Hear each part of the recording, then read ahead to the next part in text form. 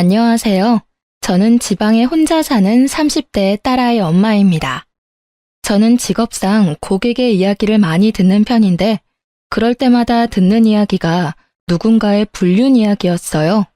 고객들도 와서 수다 떨 때는 가까운 사람에게 하지 못한 이야기를 하곤 하거든요. 그럴 때마다 나와는 다른 세상의 일이라며 남일 듣듯 했는데, 이번에 제가 그런 일을 당하고 보니 정말 모든 사람에게 일어날 법한 흔한 일이구나 싶었어요.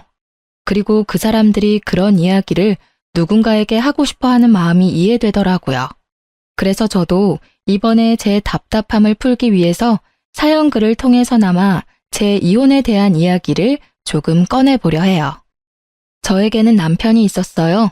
크게 잘생기지도 않고 엄청 능력이 있지도 않은 평범한 남자였는데 활발하고 가벼운 성격이 장점인 사람이었죠. 제가 생각이 많고 좀 진중한 성격이었다 보니 남편의 그런 성격이 기분 전환에 도움이 많이 됐었거든요. 제가 끙끙거리며 고민으로 앓고 있을 때도 남편은 가볍게 저의 고민을 해소해주곤 했으니까요. 그런 면에서 저는 남편을 무척이나 고마운 사람이라고 생각했어요. 성격이 다르면 고생한다고들 하지만 저희는 오히려 그런 면이 서로의 모난 부분을 맞춰줬다고 생각해요. 남편이 너무 가볍게 몰아갈 것 같으면 제가 나서서 조금 무겁게 만들어주기도 했으니 시댁에서도 처음에는 저를 인정하는 듯 했어요. 3대 독자 아들이 안사람을 들이고 이제야 철이 든다고요. 그렇게 잘 지내왔다고 생각했는데 남편은 그렇지 않았던 것 같더라고요. 사귈 때는 여자 문제 같은 거 일으킨 적도 없었고 딱히 다른 여자에게 흥미를 많이 두는 것 같지도 않아서 다행으로 생각했죠. 그런데 어쩌다 그런 일이 일어났는지 지금도 의아할 따름이에요. 만약 사귀는 도중에 그런 낌새를 눈치챘다면 분명히 남편과 결혼하지 않았을지도 모르죠. 하지만 그때는 그런 사람이 아닐 거라는 확신했었거든요.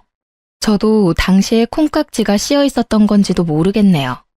제가 남편의 외도 사실을 눈치챈 건 육아로 휴직 후 힘든 나날을 보내던 때였어요. 아이 100일을 치르고 드디어 애가 통잠을 자기 시작하던 시점이었는데 남편과 통화를 하다가 핸드폰 너머로 한 여자의 목소리를 들었어요. 분명 남편이 회사에서 일을 하는 시간이었는데 여성이 남편을 오빠라고 부르더라고요. 저는 침착하게 남편에게 물었죠. 방금 핸드폰에 들린 여자 목소리도 직장 동료야? 직장 후배. 당신도 알 거야. 저번에 당신 태워갈 때 같이 차 타고 갔던 그 후배. 그제야 기억났어요. 작고 왜소한 어려 보이는 동안의 여후배. 당시에 제가 남편 퇴근 시간에 그 근처에 있어서 같이 들어가져간 날이었거든요. 근데 조수석에 탔더니 뒤에 사람이 있었는데 그게 이 후배였어요. 남편 말로는 후배 약속이 제가 있던 곳과 가까워서 태워줬다고 했고 바로 내렸었거든요. 저는 그때 남편에게 웬만하면 여자는 차에 태우지 말라고 했었죠. 괜한 오해 받을 수 있다고 핀잔만 줬었는데 그때 남편은 그럴 리 있겠냐며 웃었거든요. 그런데 그때 그 여자는 분명 남편을 선배라고 불렀었어요. 그런 그녀가 불과 몇 달 만에 호칭이 오빠로 바뀌다니 아무리 봐도 이상했어요. 하지만 제가 너무 깊이 생각하는 것일 수도 있었고 친해지면 그럴 수도 있겠거니 했어요. 그런데 그 뒤부터 제 오감이 그 여자를 의심하게 되더라고요. 그게 제 탓만은 아닌 게 그 여자가 남편과의 접점이 너무 많았거든요. 저는 저도 모르게 남편의 뒤를 캐고 있었어요. 차를 타고 가는 길에 그 후배에게 전화가 오면 남편이 전화를 받지 않더라고요. 그렇다고 우리가 대화를 많이 하는 것도 아니었는데 그냥 업무상 전화면 받고 끊으면 되잖아요. 그런데 안 받더라고요. 제가 받으라고 하면 억지로 전화 받으면서 한마디 꼭 했어요. 가족이랑 같이 있으니까 용건만 간단히 해. 그렇게 말하면 그 여자는 이렇게 대답해요. 그럼 좀 이따 다시 전화할게요, 선배. 분명히 제가 없는 곳에서는 오빠라고 부르면서 가족과 함께 있다는 전화에는 선배라고 구별해서 부르더군요. 점점 더 제 감이 맞았다는 생각에 심장이 벌렁거리더라고요. 아닐 거라는 생각을 해봤지만 결국 확신이 든 계기가 생겼어요. 하루는 아침에 남편이 차 키를 두고 내려갔더라고요. 저도 아침에 가까운 빵집에 들릴 예정이라 차 키를 들고 내려갔어요. 그렇게 주차장 쪽으로 가까이 향하는데 남편이 통화를 하며 걸어가는 뒤통수가 보이더라고요. 말을 걸려다가 흠칫 놀라 목소리를 삼켰어요. 그래, 그럼 이따가 봐. 조심해서 오고. 오늘 날씨 추우니까 따뜻하게 입고 와요. 부드럽고 애교 있는 목소리. 남편은 저와 연애할 때처럼 부드러운 목소리를 내고 있었어요. 누구에게 전화를 거는 걸까? 궁금한 마음이 들었지만 참았어요. 경거망동해서 일을 망치기 싫었거든요. 남편이 전화를 끊는 걸 보고는 이제야 남편을 확인한 것처럼 남편을 불렀어요. 여보, 차키! 남편은 눈에 띄게 놀라며 뒤를 돌아봤어요. 딱 봐도 심하게 놀란 모습에 저는 강한 확신이 들었어요. 여보, 내가 차키를 놔두고 왔어? 잊어버리고 다니지 말고 잘 다녀와. 일찍 와. 애가 아빠 몫을 잊어버리겠다. 저는 최선을 다한 평정심으로 남편을 보내줬어요. 하지만 그날 내내 꼬리를 무는 의심으로 너무 힘들었어요. 저녁 때쯤에는 두통으로 머리가 너무 안 좋았죠. 아침에 그 일이 있어서 그런지 그날 남편은 일찍 돌아왔더라고요.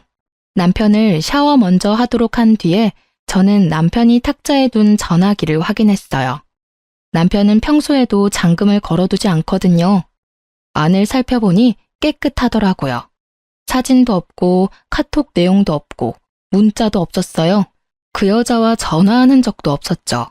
하지만 저는 확신했어요. 남편이 그 여자와 바람을 피고 있다는 사실을요. 흔적이 없었는데 어떻게 알았냐고요? 전화를 한 흔적이 없었거든요. 그날 아침에 분명히 출근 시간에 통화하는 걸 봤는데 통화 기록이 사라진 상태이더라고요. 딱 그 시간 것만. 있어야 할 통화 내역이 없다면 그건 남편이 지운 거겠죠. 남편이 나오자마자 저는 남편에게 말했어요. 당신 바람 피우는 거 맞지? 무슨 소리야. 나 그런 거 안 해. 못 믿겠으면 내 핸드폰 확인해봐. 나 전혀 그런 거 없다니까. 당연히 이 말 나올 줄 알았어요. 핸드폰에 잠금을 걸지 않는다는 건 자신이 당당하다는 걸 보여주고 싶어 하는 거잖아요. 자기가 떳떳하지 못하니 일부러 떳떳한 척 하는 거고. 문제의 소지가 될 만한 내용은 다 지웠을 테니까요. 한 가지만 확인해 볼게. 제가 통화 기록을 확인하는데도 남편은 편안한 얼굴이더라고요. 거기에 걸릴 건 없다는 거겠죠. 이상하네. 아무것도 없어. 그러게 아무것도 없다고 했잖아. 나 못 믿어? 나 그렇게 나쁜 놈 아니야. 그 후배도 진짜 후배일 뿐이고. 그러니까 내 말은 당신이 아침에 통화한 그 내역이 없다고. 제 말에 허를 찔린 듯 남편이 입을 못 열더라고요. 당신이 그렇게 부드러운 목소리로 통화하는 걸 봤는데 통화 목록에는 아무것도 없어. 그 통화 기록은 어디로 갔을까? 당연히 지웠겠지? 여기까지 말하자 남편이 바로 무릎을 꿇더라고요. 여보, 그거는 내가 잘못했어. 무슨 정신으로 그런 짓을 했는지는 모르겠지만 정말로 내가 잘못한 일이야. 미안해, 여보. 나는 오늘 이걸 확인하기 전까지 계속 의심했어. 그리고 계속 고민했지. 아니기를 바라면서. 당신 도대체 생각이 있는 사람이야? 아침 저녁으로 당신 애 보면서 다른 여자 만날 생각이 드니? 언제부터 그 여자랑 이런 사이 된 거야? 얼마 안 됐어. 정말이야. 믿어줘. 너 같으면 믿을 수 있겠어? 내가 왜 당신을 믿어야 하는데? 나한테 용서를 구하고 싶으면 지금 당장 그 여자랑 헤어지고 그 회사에서도 나와. 여보, 그 여자랑은 당신 보는 앞에서 당장 헤어질 수 있어. 그치만 일은 아니잖아. 당장 내가 퇴직하면 바로 일 구할 수 있는 것도 아닌데 그건 좀 봐줘, 응? 솔직히 남편과 그 여자를 당장 떼어놓고 싶었지만 회사라는 건 그렇게 쉽지 않은 문제고 나가더라도 그 여자가 나가야지 남편이 나가는 건 싫었어요. 애도 아직 어리니 아빠의 경제력이 필요하기도 했고요. 그래서 저는 남편에게 일거수일투족 감시당해도 당연하게 생각하라고 했어요. 그랬더니 남편이 알겠다고 자기가 그런 행동한 게 맞으니 당연히 제가 하라는 대로 뭐든 하겠다고 하더라고요. 그렇게 남편을 교육하고 시모에게 조용히 알렸어요. 남편이 외도했다는 것을요. 그랬더니 시모가 제게 그러더라고요. 네가 마음고생이 많다며 위로해줬어요. 솔직히 팔이 안으로 굽는다는 생각에 말 안 하려 하다가 했는데 이런 반응이라 시모에게 더 미안한 마음이 들었거든요. 그런데 며칠 뒤에 명절에 시댁 갔다가 시모가 누군가와 밖에서 전화 통화하는 걸 듣게 됐어요. 그래, 정말 우리 며느리 너무하지 않니? 우리 아들이 바람 피운 게 모두 아들 탓만은 아니잖아. 그러게 애 낳고도 좀 꾸미고 살고 남편한테 살갑게 대했으면 우리 아들이 바람을 피웠겠냐고. 정말 내가 며느리한테 그 이야기 듣는데 화가 나 죽는 줄 알았어. 그렇다고 바람난 게 자랑은 아니니 위로하긴 했지만 나중에 생각하니까 더 화나는 거 있지? 누구랑 통화하는지는 알고 싶지도 않았어요. 그냥 겉으로는 저를 위로하는 척하면서 속으로는 저를 향해 칼을 갈고 있던 시모만 눈에 보였죠. 역시 팔이 안으로 굽는 게 맞다는 생각을 하며 이번에 모른 척 해야 했어요. 남편과 그 일을 정리했으니까. 그것 가지고 또 일을 벌일 수는 없잖아요. 그렇지만 이미 그때 제 마음속에는 이혼에 대한 마음이 싹 트여버리고 말았죠. 남편의 외도를 알고도 이혼하지 않는 사람은 생각보다 많아요. 그리고 상간녀를 알고도 넘어가는 사람도 많죠. 처음에 그런 이야기를 들었을 때 어떻게 같이 살 수 있겠나 싶은 마음이었는데 제가 당해보니 그 마음이 100번 이해가 되더라고요. 남편의 외도가 주는 스트레스는 어마어마한데 그것을 참아야 할 이유 또한 존재하는 거죠. 아이가 아빠 없이 살 미래가 걱정되고 혼자 경제활동하며 육아하는 것도 걱정되고 이혼이라는 낙인이 찍히면 하자 있는 인간처럼 보일까봐 걱정되고 부모님이 아시면 얼마나 실망하실지 걱정되는 마음, 그리고 마지막은 내가 이혼해주면 자기들끼리 잘 살겠지 하는 그런 짜증도 있었고요. 저도 그런 생각에서 벗어날 수 없는 인간인지라 남편을 용서해주기로 하고서도 너무 힘든 날을 보냈어요. 그렇게 상처가 어떻게든 수습되어 갈 무렵에 저는 마지막 쐐기가 될 사건을 맞닥뜨리게 됐어요. 그날은 직장으로 복귀하기 전날이었어요. 제게 남은 하루의 휴직일. 일주일 전부터 아이를 어린이집에 보내는 연습을 하다가 처음으로 제 근무 시간에 맞춰 아이를 맡긴 날이었죠. 이제 막 14개월이 된 아이를 맡기는 게 마음은 아팠지만 복귀하려면 어쩔 수 없는 결정이었고 생각보다 또래 애들이 많은 곳이라 안심하며 내일 직장에 갈 준비를 하는 중이었어요. 그런데 시모에게 전화가 왔더라고요. 화장실 청소하고 나오니 전화가 그새 4통이나 와 있었어요. 무슨 일이 났나 싶어 확인 즉시 시모에게 전화했죠.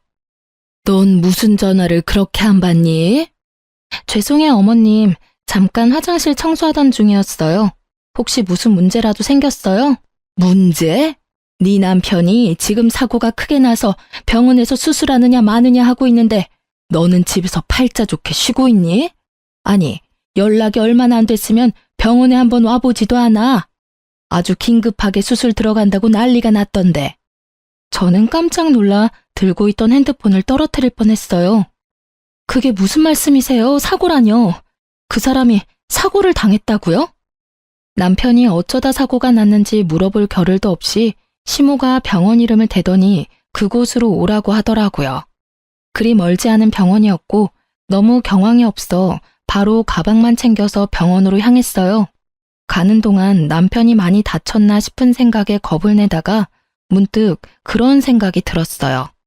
그날은 평일 대낮이었고 점심시간도 아닌 오후 시간이었어요. 남편의 회사라면 지금 한창 컴퓨터 앞에서 일을 하고 있어야 할 시간인데 어쩌다가 차 사고가 났을까 하는 생각이요.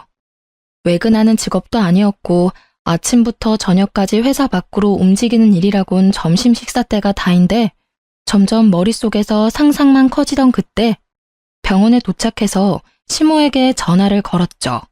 그리고 얼마 뒤 병원 앞으로 나오는 시모의 표정이 완전히 일그러져 있더군요. 저를 향한 화를 그대로 표출하고 있었어요. 넌 도대체 집구석에서 뭘 하고 있길래 연락도 안 받아? 우리 귀한 3대 독자 아들 수술하러 들어갔어. 오른쪽 어깨부터 손목까지 아주 뼈가 박살이 나서 수술로 고정해야 한다더라. 너 대신 수술 동의서에 내가 사인까지 다 했어. 이런 일은 네가 해야 하는 일 아니니? 아들 아파서 가슴 철렁 내려하는 것도 무서워 죽겠는데 내가 수술 동의서까지 사인을 해야 하냐고. 면목이 없던 제가 고개를 숙이던 그때 불현듯 머릿속에 시모에게 받은 부재중 통화가 떠올랐어요. 부재중 통화는 총 4통, 시모가 건 게 다였죠. 그런데 수술 동의서를 써야 한다면 당연히 아내인 저한테 연락을 했어야 하지 않나요? 저는 시모에게 물어봤죠. 어머님은 병원에서 연락받고 오신 거예요? 아들이 직접 전화 왔어. 네가 연락 안 받는다고 나더러 와달라더라. 도대체가 전화기는 왜 무음으로 해놓는 거야? 그러니까 전화를 못 받고 나한테 연락이 오지. 이상했어요. 남편에게 온 부재중 통화는 없었거든요. 저는 순식간에 남편의 사고로 놀라 흥분했던 피가 차갑게 가라앉는 기분을 느꼈어요. 남편이 수술실에 들어간 터라 남편에게 직접 물어볼 수는 없었지만 확인이 불가능한 것도 아니었죠. 저는 남편 차가 어디 있는지 확인하기 위해 먼저 남편 핸드폰부터 챙겼어요. 레카차 업체와 연락한 게 있나 싶어 통화 기록을 뒤지는데 바로 오늘 아침에 그 여자와 통화한 내역이 있더라고요. 인연 다 끊겠다 어쩌겠다 해놓고 여전히 연락하는 걸 보고 살짝 열이 받았지만 직장 동료이니 연락 정도는 할 수도 있다는 생각으로 연락처를 뒤졌어요. 별 내역이 없길래 남편 메시지를 확인하는데 메시지 기록 중에 카드 승인 내역이 있더라고요. 거기에 오늘 날짜로 숙박업소가 딱 찍혀 있었어요. 불과 4시간 전에 결제한 내역이요. 그걸 보고는 피가 거꾸로 솟는 기분이었어요. 아마 집에 들어오기 전에 이런 문자나 통화 기록을 일부러 지웠겠죠. 이번에는 지울 시간조차 없이 사고를 당해 들어가게 됐으니 지울 틈도 없었을 테고요. 화가 난 저는 최대한 냉정해지려 애썼어요. 그 메시지를 캡처하고 저는 남편 차가 어디 있는지 확인했어요. 남편 차가 어느 정비소에 있는지 확인한 저는 바로 그쪽으로 달려가 남편 블랙박스부터 확인하자고 했어요. 다행히도 블랙박스는 고장나지 않았고 열심히 제 할 일을 하고 있더군요. 저는 카드를 빼서 집으로 갔어요. 노트북에 연결하니 손이 덜덜 떨리더라고요. 그리고 사고 직전 영상을 확인했어요. 남편이 어딘가에서 나오는 중이었는데 거기가 모텔이더라고요. 그런데 남편은 운전하지 않았고 그 후배가 운전한 것 같았어요. 남편이 부러진 곳도 왼쪽이 아니라 오른쪽이었거든요. 남편이 조수석에 앉았던 게 분명해 보였어요. 두 사람이 모텔에서 나와서 차에 타고 둘이 차 안에서 나누는 이야기들이 모두 제 귀에 들어와 박혔어요. 오늘 연차 쓰고 같이 오길 잘했지? 여기 진짜 좋은 곳이거든? 우리 마누라랑은 여기 못 와. 애 놓고 몸 다 망가져서는 어디 데리고 다니면 부끄러울 정도라고. 너 정도는 탱탱해야 데리고 다닐 만나지. 앙큼해. 그래도 오늘은 오빠 독점할 수 있는 날이라 좋아. 매번 같이 있다가도 집에 돌려보내는 게 얼마나 힘든 일인지 모르지? 항상 같이 있고 싶은데. 내가 최대한 노력해볼게. 너도 빈털터리가 된 나랑 결혼하는 건 싫을 거 아냐. 와이프한테서 잘못한 거 찾고 나면 바로 이혼하고 너랑 결혼할게. 너무 걱정하지 마. 이런 대화 내용을 듣고 있으니 정말 하늘이 무너지는 게 어떤 건지 잘 알겠더라고요. 인연을 끊으라고 했더니 도리어 인연을 단단히 맺어가고 있었더라고요. 저는 그 길로 상간녀를 찾아갔어요. 상간녀가 어디 있었냐고요? 당연히 본인도 사고 났으니 같은 병원에서 치료받고 있었죠. 저는 병원으로 가 상간녀를 찾았어요. 이름만 대니 간호사가 어디 있는지 알려주더군요. 남편은 큰 수술을 하는 데에 비해 그녀는 그렇게 크게 다치지는 않았더라고요. 저는 그 여자 앞으로 가서 말했어요. 나 알죠? 선배는 수술하러 들어가셨는데요. 두 사람이 왜 같은 차에 타고 있었어요? 우연히 얻어 탄 거예요. 의부증 걸린 여자처럼 선배한테 집착하는 건 아는데 엄한 사람한테 이러시면 곤란하죠. 저는 선배랑 아무 사이 아니에요. 당신 덕분에 회사에서도 대화도 잘 못하고 있고요. 두 사람 사귀는 사이 아니에요? 평일 오후에 연차 쓴 두 사람이 같은 차 안에 있다가 사고가 났는데 그게 다 우연이라고요? 애초에 연차를 쓰고 왜 둘이서 따로 만나요? 그렇고 그런 사이니까 만났겠지. 네, 그렇고 그런 사이 맞아요. 선배가 마누라 싫다고 짜증난다고 얼마나 투정을 부리던지. 그래서 위로해주다가 눈 맞았어요. 됐어요? 당당하기가 정말 하늘을 찌를 정도였어요. 뭐가 그렇게 잘났는지 불륜을 실토하면서도 아주 당당한 자세와 자신감 넘치는 표정을 보니 마치 피해자와 가해자가 뒤바뀐 것 같은 기분이 들더군요.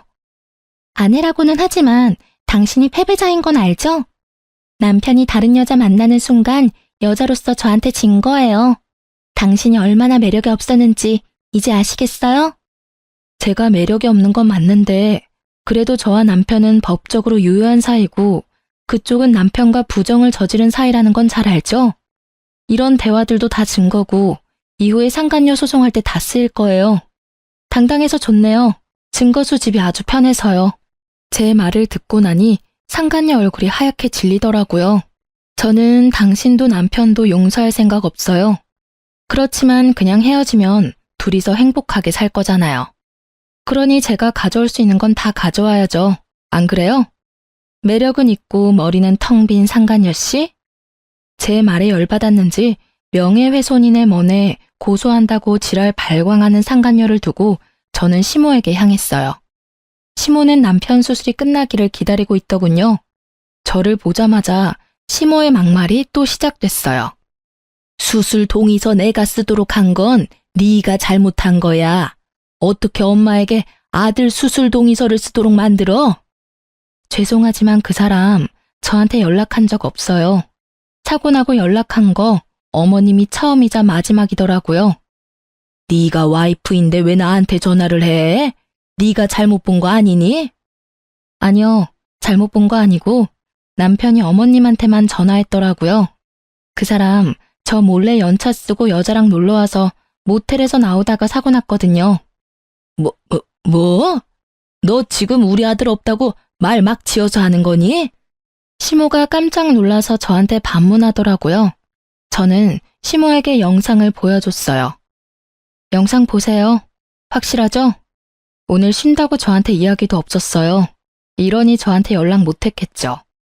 불륜을 저지르다가 사고 났는데 어떻게 와이프한테 전화하겠어요? 어떻게든 안 들키려고 어머님께 전화한 거겠죠. 제 말에 시모는 한동안 말을 잊지 못하는 듯 하더니 갑작스레 화를 내더라고요. 네가 우리 아들을 얼마나 좋았으면 애가 바람을 피우겠니? 저번에도 내가 말은 안 했지만 네가 잘했으면 애가 바람 같은 거 피웠겠어? 그리고 바람 피웠다고 애 기도 못 펴게 하니 몰래 스트레스 풀려다가 이런 사고 난 거잖아. 하나부터 열까지 다 네가 잘못했는데 뭘 잘했다고 나한테 또박또박 말대꾸야? 적반하장도 유분수지. 이 말을 하고 싶은 걸 꾹 참았어요.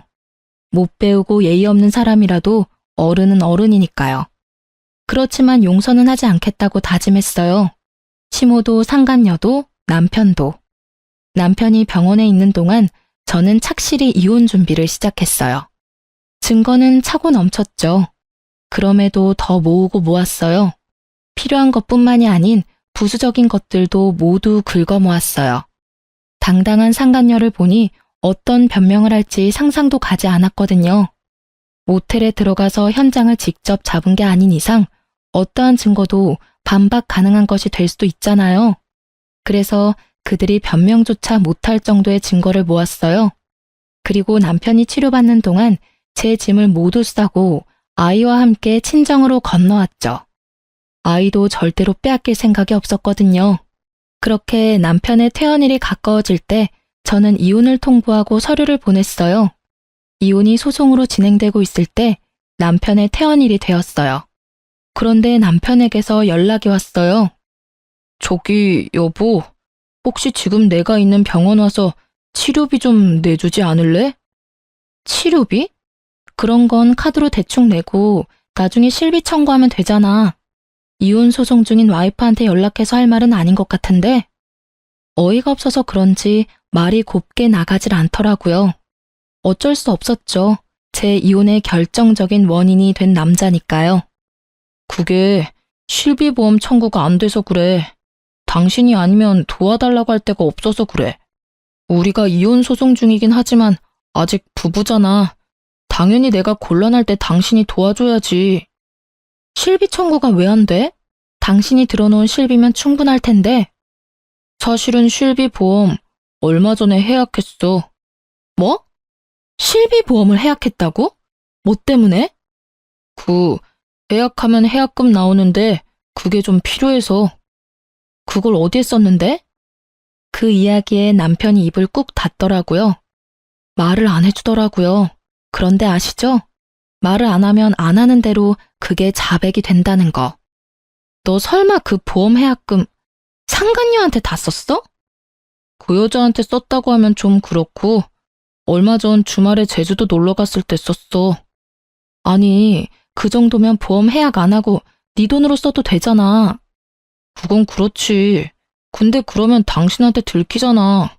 카드 결제 내역이나 통장 내역은 그대로 남는데 돈이 비면 이상하게 생각할 거 아니야. 그래서 보험 해약하고 나중에 따로 들려고 생각했었지. 그러다가 여태껏 못 들었고. 웃음밖에 안 나오더라고요. 들키기 싫어서 보험까지 해약하고 해약금으로 여자랑 놀러 가다니. 이런 기발한 발상은 어떻게 할 수 있는지 궁금하기까지 했죠. 저는 남편에게 말했어요. 아주 잘하는 짓이다. 잘했어. 이혼 소송 중인 와이프한테 바람 피워서 미안하다 사과는 못할 망정 전화해서 치료비나 대달라고 찌질하게 굴어? 보험 해약한 건 당신이니까 당신이 알아서 병원비 마련해. 아니면 그 돈 다 쓴 상간녀한테 도와달라고 하든지. 당신도 참 뻔뻔하네. 나랑 이혼 절차 밟고 있으면서도 나한테 돈을 받고 싶어? 내가 돈을 줄 거라고 생각했다는 게 참 웃기지도 않고. 나 당신한테 이제 어떤 것도 뺏기고 싶지 않은 사람이야. 그게 10원짜리 한 장이라도. 너하고 그 상간녀한테는 절대 뺏기기 싫거든? 병원비 대주는 걸 왜 뺏긴다고 하는 건데?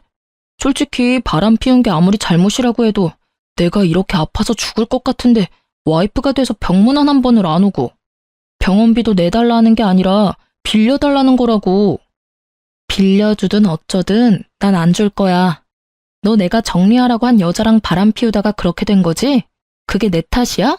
네 탓이지. 그 여자랑 만나지 않았으면 네가 그런 장소에서 사고를 당했을까? 전혀 아니지. 그 시간이었으면 일을 하고 있었겠지. 그리고 병문안? 내가 가면 좋겠어? 좋은 소리 안 나올 거 뻔한데. 네가 원하면 가서 욕이나 시원하게 한 판 해주고 올까? 어? 대답해봐. 진짜 사람 많은 데서 환자복 입고 욕 미어 터지게 받아먹게 해줘? 버럭거리는 제 목소리에 남편도 깜짝 놀랐는지 아니면 그제야 제정신을 차린 건지 버벅거리다 전화를 끊더라고요. 뻔뻔하기도 하지. 자기가 어떻게 사고가 났는데 저한테 돈을 빌려달래요? 제가 빌려주면 그걸 갚기는 하겠어요? 절대 그러지 않겠죠. 갚고 싶어도 상간녀가 옆에서 갚지 말라고 난리치겠죠. 안 봐도 눈에 훤하더라고요. 그렇게 속 터지는 대화를 하고 전화를 끊었는데 바로 직후에 시모가 연락이 왔더라고요.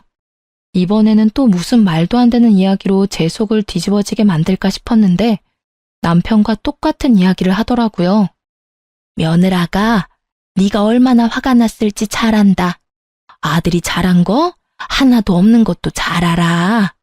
그때 내가 너한테 화낸 거는 마음이 복잡해서 그랬어. 솔직히 발은 안으로 굽는다고 부모니까 어쩔 수 없었지. 아들이 반성할 시간을 좀 주면 어떻겠니? 지금 당장 이혼하는 건 너무하지 않니? 아픈 아들 조리해야 할 시기에 소송은 너무 힘들어. 그리고 병원비도 지금 제대로 다 못 내고 있는 지경이라 와이프인 네가 좀 부담을 해줬으면 싶구나. 아들 녀석 보험이 또 없다 하니. 어머님, 무슨 말씀하시는지 잘 알겠어요. 그런데 저도 참을 만큼 참았다고 생각하진 않으세요? 만약 어머님 딸이 저 같은 상황이었어도 그렇게 말씀하시겠어요? 바람난 남편 기껏 용서해줬더니 결국은 반성도 없이 바람난 여자 또 만나서 이번에는 사고까지 쳤는데 제가 왜 병원비까지 부담해야 하죠? 남편이 평소에 잘했다면 저도 남편에게 기회를 줄 수도 있었겠죠. 그런데 이미 제가 준 기회를 날려먹었잖아요. 그리고 저한테 들킬까봐 보험 해지하고 해지 환급금으로 여행이나 다니며 돈 펑펑 쓴 남편에게 뭘 도와줘요? 제가 돈이 썩어나가도 남편에게 줄 돈은 단 한 푼도 없어요. 이야기하고 나니 속이 어쩜 그렇게 후련하던지. 시모는 거의 악에 바친 듯 소리를 질러대는 제게 기가 막힌 것 같더군요. 하지만 이 상황에 아쉬운 건 시댁이거든요.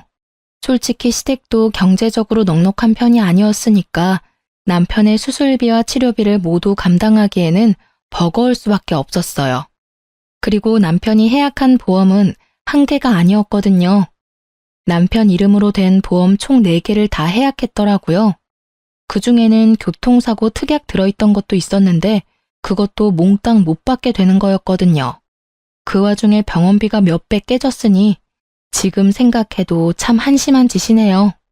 여자는 만나고 싶고 나한테 들키기는 싫고 결국은 보험 해지했다가 병원비 고스란히 다 내게 생겼으니 하늘이 천벌을 내린 게 아니면 뭐겠어요? 그래, 네가 화난 거는 나도 잘 안다. 하지만 너희는 소송 중이지만 부부야. 부부는 서로 도와줘야 하고 나는 네가 그렇게 나쁜 애는 아니라고 믿는단다. 아들 한 번만 도와주거라. 아들도 반성하고 있고 2번 다시 그 여자 안 만난대. 그때도 제가 하겠다는 대로 뭐든지 한다고 했어요. 어머님은 그 여자가 새로 사귄 여자라고 생각하시는 것 같은데 그 여자 저번에 저한테 들킨 그 여자예요. 2번 다시 안 만난대요. 기지도 않네요. 그 여자랑 그 뒤로 꾸준히 만나놓고는 거짓말을 어찌나 잘하는지. 하긴 어머님은 아들 바람난 게 제 탓이라고 생각하시니까 그런 말씀 편하게 하실 수 있겠네요. 그런 면에서는 어머님도 똑같으시죠. 앞에서는 저 위로하는 척 하시더니 결국은 뒤에서 다른 사람한테 제 욕 열심히 하시는 거 봤어요. 제 말에 시모가 허를 찔린 듯 놀라더군요. 그럴 수밖에요. 지금 이 순간 그 말을 할 줄 누가 알았을까요? 저 다 봤어요.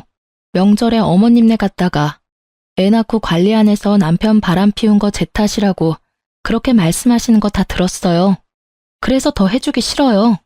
제 마음속에서 남편과 저는 이미 남남이에요. 애가 있든 말든 상관없이.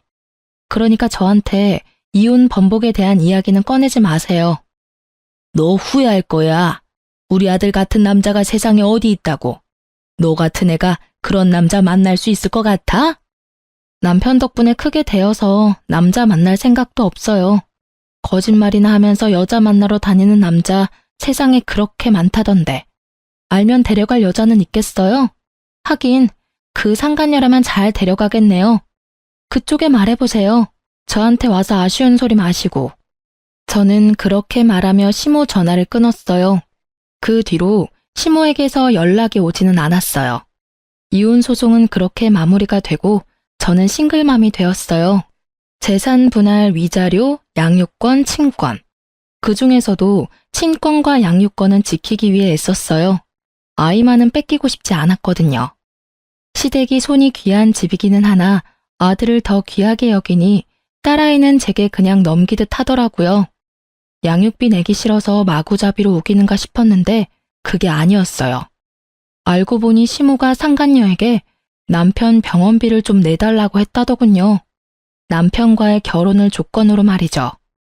결국 두 사람은 저와 남편의 이혼이 정리되면 재혼할 생각이었다고 해요.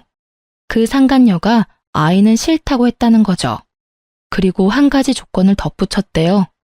만약 자기 상간녀 위자료 나오면 같이 갚아야 한다고요. 나중에 그 이야기를 전해 들었어요. 저야 뭐 이미 이혼까지 다 된 마당에 신경 쓸 일은 없었지만 그래도 두 사람이 잘 사는 건 너무 싫잖아요. 둘 사이 일을 여전히 알아보고는 있었죠. 그나저나 참 얍삽하다고 해야 하나? 잔머리가 잘 돌아간다고 해야 하나? 그 여자도 진짜 대단하긴 하더라고요. 전 남편 재혼하고 석 달이 지났나? 제 직장에 남편 회사 동료분이 찾아오셨더라고요. 저는 미용 관련 일하거든요. 예전에 남편이랑 결혼할 때 소개받아서 여태껏 제게 와주시는 단골이세요. 어머, 자기, 잘 지냈어? 이야기는 얼추 들었어. 많이 힘들지? 전 괜찮아요. 이혼 후에 이렇게 사정을 잘 아는 사람을 만나면 불편하기 짝이 없더라고요. 그 사람이 싫은 건 아닌데 계속 이혼이 주제가 될 수밖에 없거든요. 모르는 척 해주는 분도 있지만 이분은 그러지 않으셔서. 그런데 그분이 그러더라고요. 그래, 괜찮아야지. 그 나쁜 연놈들도 벌 받고 있는데. 그게 무슨 소리예요? 자기 이야기 못 들었어? 그 두 사람 완전 천벌 받았다고. 회사 내에서도 소문이 다 났어. 그 상간녀랑 자기 전 남편 둘이 같이 연차 쓰고 놀러 갔다가 사고 난 거 회사에 들켜서 불륜 여행 갔다가 그렇게 된 거라고 소문 크게 났었거든. 그런데 곧바로 두 사람 재혼한다니 사람들이 더 놀랐지. 저렇게 빨리 정리가 되냐고 말이지. 아, 회사에 다 들킨 거였나요? 저야말로 놀랐네요. 그 전에도 티가 많이 나던데. 둘이 친하다 정도로만 알고 있었지 그런 사이인 거 누가 알았겠어? 알았다면 내가 자기한테 제일 먼저 귀띔해줬을걸? 그 이야기에 저는 웃었어요. 하긴 이런 스파이 같은 손님이 있으니 남편도 회사에서 조심하긴 했겠죠. 근데 그 소문나고 회사에서 두 사람 다 퇴사시켜버렸거든. 연차 쓰고 놀러가서 사고 난 것도 그렇고 안에서 부적절한 만남 가진 것도 그렇고. 그런데 표면적인 이유는 자기 전 남편 몸이 아직 다 안 돌아와서 그렇다고 하더라고. 몸이 안 돌아와요? 그래. 수술한 곳이 오른쪽 팔이랑 어깨잖아. 그쪽으로 신경이 손상됐다나 뭐라나.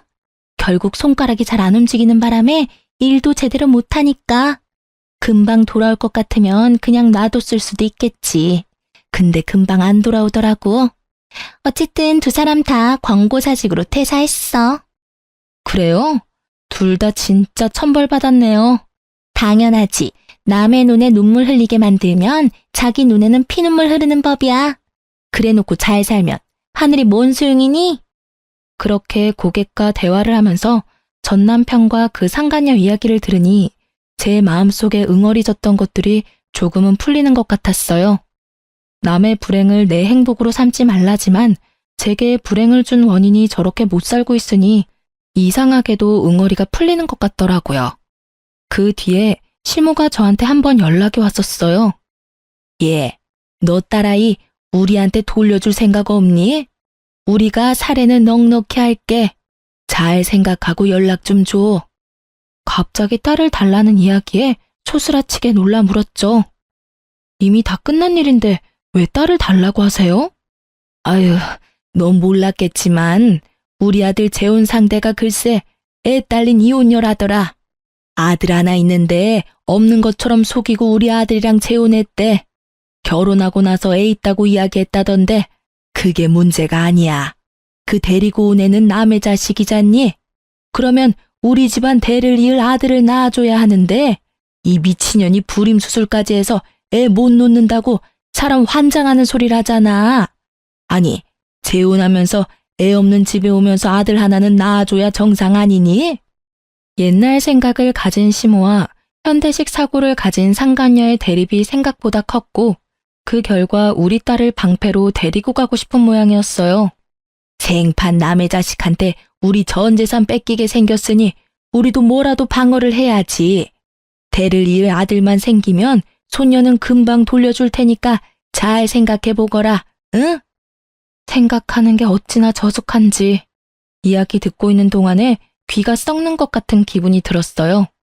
어린애를 데려가서 방어를 하니 뭐를 하니 사랑을 줄 게 아니면 관심이라도 줘야 된다며 개소리를 하더라고요. 손녀에게는 관심 하나도 없으면서 그런 불순한 이유로 딸애를 데려가려는 시모를 보니 화가 머리끝까지 차올랐어요. 어머님, 제 딸이 무슨 힘이 있어서 그 어른들 사이에 끼어서 이리 치이고 저리 치이고 해야 해요? 귀한 딸이에요. 그래서 제가 직접 기르겠다고 데려온 거고요. 상간녀 데리고 오시면서 남편 병원비 급하게 처리하셨으면 된 일 아닌가요? 이혼 후의 일은 그 집안에서 알아서 하셔야죠. 그 여자애가 애가 딸린 걸 내가 알았으면 이혼하라고 등 떠밀었겠니? 아들놈도 나중에 한 것 같았어. 게다가 요새는 또 얼마나 떽떽거리며 돈 달라고 요구하는지 아니? 아이고, 내가 며느리를 잘못 들였어. 아들놈은 손가락이 안 돌아와서 취직도 못하고 있는데 재혼한 새 며느리는 아주 시댁을 돈줄로 알고 안 해주려니 아들이 불쌍하고 해주려니 며느리가 밉고 시모가 괴로워하는 걸 보니 생각보다 상황은 심각해 보였어요. 그렇다고 제가 애를 줄 일은 절대 없었어요. 심각하고 불쌍하든 저랑은 이제 관계없는 사람들이에요. 열심히 자기 손으로 자기들 인생 말아먹고 있는 중인데 제가 왜 관여를 하겠어요? 그저 저와 제 딸이 거기에 휘말리지 않도록 하는 것만 중요할 뿐인 거죠. 시모는 결국 제게서 딸을 얻을 수 없다는 걸 알고는 전화를 끊고 연락 한 번 안 하더라고요. 그런데 한 달쯤 지났을까요? 제 고객이 연락이 와서 알려주더라고요. 전 남편과 살고 있던 그 상간녀가 도망갔다고요. 저는 상간녀 위자료 소송을 해서 그 여자에게서 돈을 받고 있었는데 불과 며칠 전에 그 위자료가 다 지급됐었거든요. 그래서 생각보다 빨리 들어왔다고 생각했는데 알고 보니 전 남편 퇴직금을 몽땅 제 위자료로 지급하고 남편 버리고 집을 나가버렸다고 하더군요. 오른손을 제대로 못 쓰는 남편의 수발들야 육아하랴 일하랴 나름 엄청 힘들었나 보더라고요. 그야말로 벌 받았다는 말로밖에 설명할 수 없는 상간녀 상황을 보니 하늘이 나를 버리지 않았구나 하는 생각이 들었어요. 뭐 제 살 길 찾아 도망갔으니 불륜도 끝이었고요. 그렇게 헤어질 거 뭘 그리 죽고 못 살아서 불륜 같은 짓을 했나 몰라요. 아들이 이제 중학교 들어가던데 부끄러워서 아들 얼굴은 어떻게 보려는 건지 원. 그 사람들이 스스로 제 무덤 파는 동안 저는 착실하게 아이와 함께 살 미래를 위해 움직였어요. 친정집에 얹혀 살게 됐지만 아이의 정서적인 안정을 위해 한 선택이었어요.